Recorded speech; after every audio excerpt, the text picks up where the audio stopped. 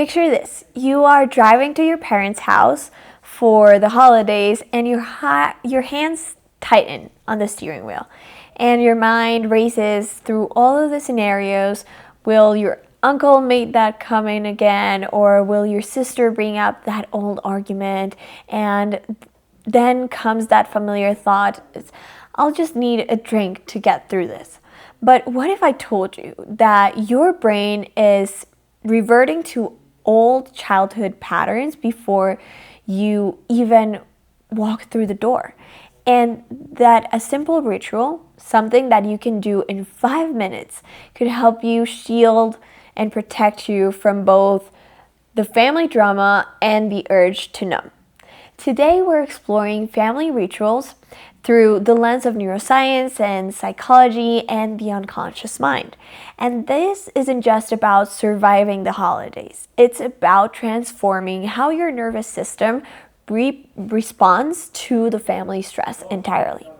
So let's start with what actually is happening with your brain when you're sitting down at that holiday dinner table.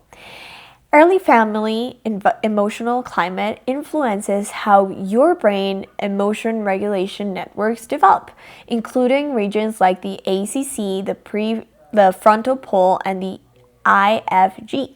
But these systems are shaped by many factors and remain highly plastic throughout life. They are not permanently fixed to your childhood environment. They're a crucial part, and these neural pathways don't just disappear when you become an adult. So when you return to your family environment, especially during the high-stress holiday, your brain can reactivate these old circuits. It's like your nervous system says, like, oh, I know this place. Let me pull the old operation system. From the dynamic psychology perspective, holidays gathering can trigger and what researchers call the unconscious conflicts and the relational patterns formed from the childhood. And you might find yourself feeling and reacting like a teenager again, and even though you're fully functioning adult and with a career and with a life. One study found that 3 specific ways the family dynamics shape the adolescent brain. So first is observing how your parents regulate their emotions and how they process emotional conflict. A second way is how your parents responded to your emotions, whether they were supportive or they didn't talk about emotions, and this influenced your ability to explicitly reappreciate the situations, engaging regions in your brain. And the third way would be the overall family emotional climate affected by multiple brain regions involve the processing and regulating of emotion.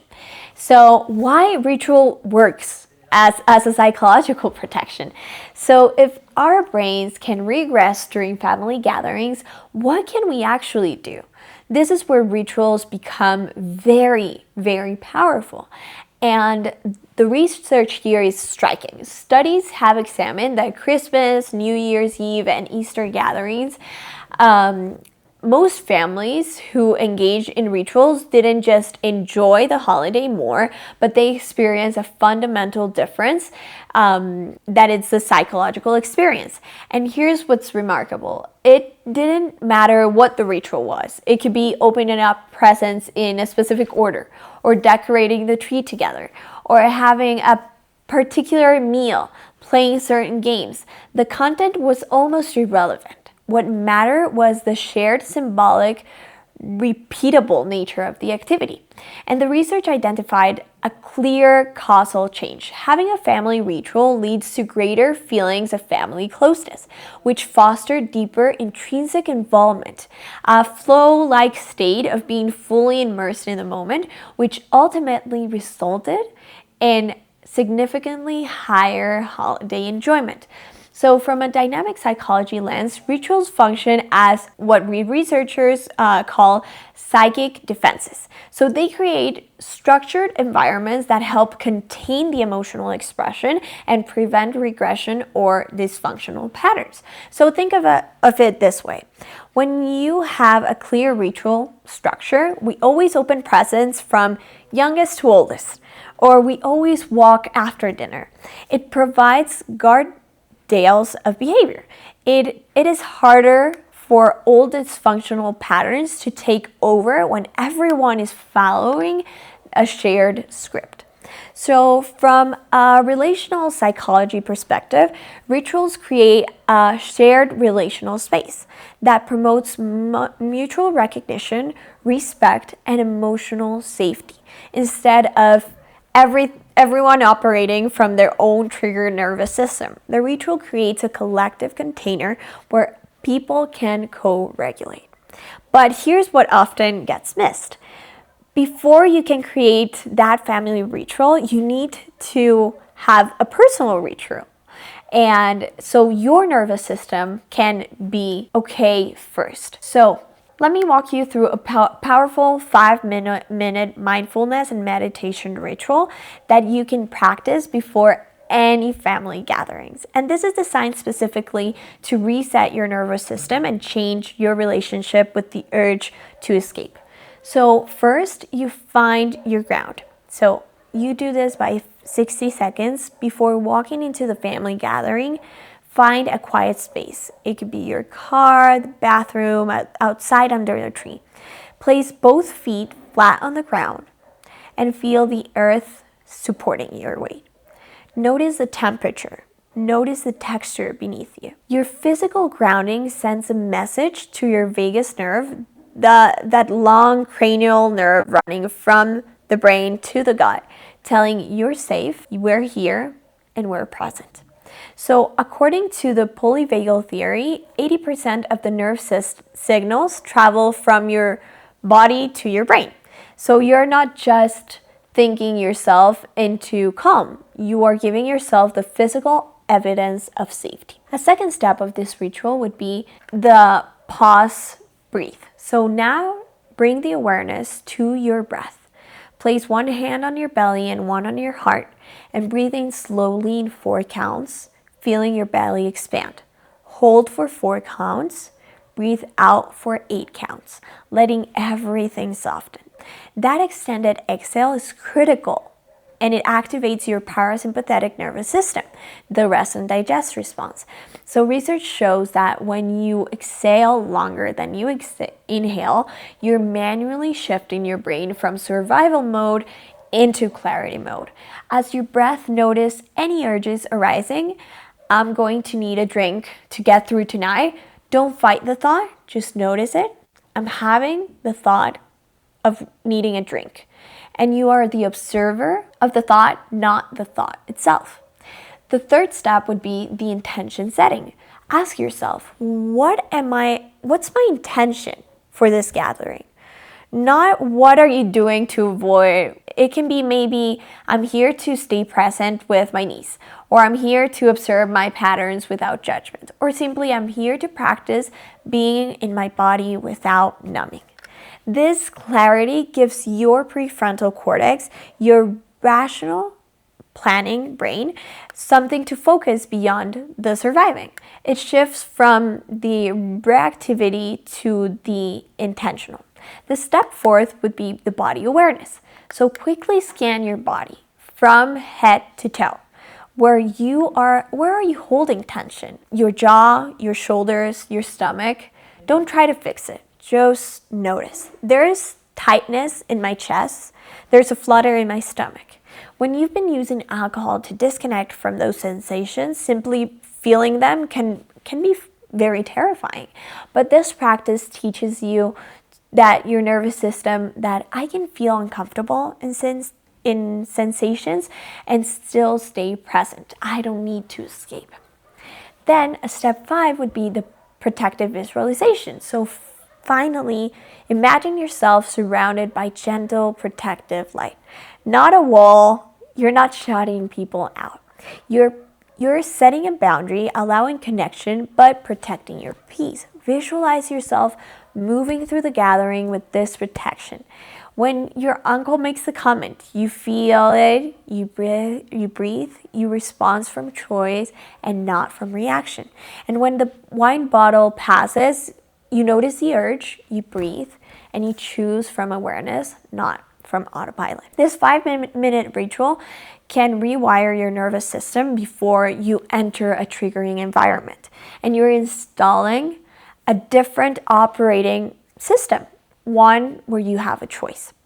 So creating this, and once you grounded yourself, you can help create and activate a protective ritual for the entire family gathering. So remember, this research shows that ritual increase feelings for family closeness, which leads to better experiences. So the ritual isn't about performing perfectly, it's about creating a moment of genuine connection that counters the old patterns. So based on what we know about the neural reactivation, it's strategic to engage in your family ritual early on the gatherings before the tensions escalate and your brain is going to pull up that old programming where you want to intentionally install a different system first. So make it simple, repeatable, and symbolic. This could be going around the table, sharing one thing you're grateful for before the meal, or taking a family walk before sitting down to eat, or a specific game you always play, or everyone helping out with the cooking process where everyone has a role, and the key is that it's shared. It creates connection and it can be repeated year after year. So this ritual can create a safe space. There is emotional safety. This means actively protecting it from disruption. If someone tries to turn the gratitude sharing into complaining or you can gently redirect. The structure itself needs the protection. And here's something very profound, like even acts of connection, like petting the family dog together, decrease cortisol, your main stress hormone. So connection is a neurological intervention. And here's what I want you to remember. Feeling triggered by family gathering, it's not a personal failure. It's your nervous system encountering the environment that it was shaped at, and the old patterns exist and still. But if you have more power than you think, because you do, that 5-minute ritual before you walk through the door, it's not just a relaxation. It's a neurological intervention when you're manually shifting your brain from survival mode to clarity mode.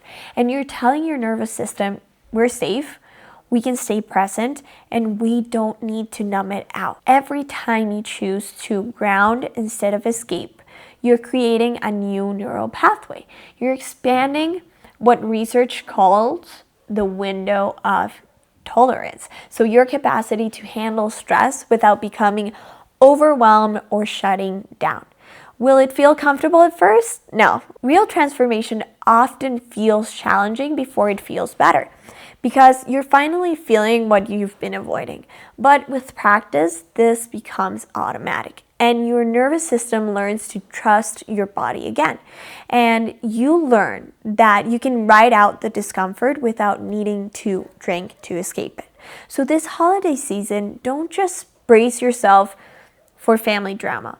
Practice your personal grounding ritual and then help create a shared family ritual that changes that neurological equation entirely. If this resonates, I'd love to hear what would be that 5-minute protection ritual and how would it look like? Would you practice it in the car before walking in? Share in the comments below. And your transformation starts with your next conscious choice. If this resonated with you and you're realizing that drinking isn't working like it used to, give Unconscious Moderation app a try. We help you change the way you see things, change your thoughts, and change your relationship with drinking. Let me know in the comments what stood out for you today. Stay conscious and stay free.